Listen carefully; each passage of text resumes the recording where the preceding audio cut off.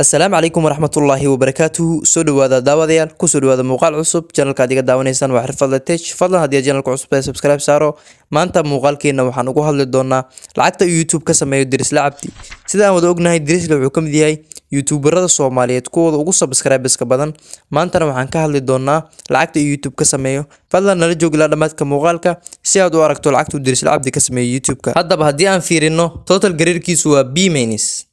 hoos ayuu u dhacayaa micnaheeda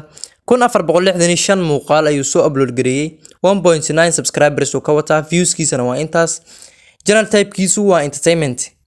wuxuu aasaasay channelkiisa June 5teedii 2017 Austria ayuu ka diiwaangashan yahay Austriana wuxuu kaga jiraa kaalinta 41aad ayuu kaga jiraa marka la fiiriyo YouTuberada kale marka loo eego YouTuberada kale kaalinta 41aad ayuu kaga jiraa sababtoo ah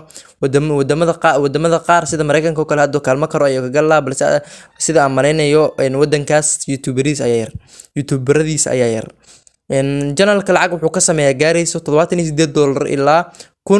ilaa 1.2 oo dollar bishii sanadkiina wuxuu ka sameeyaa $930 ilaa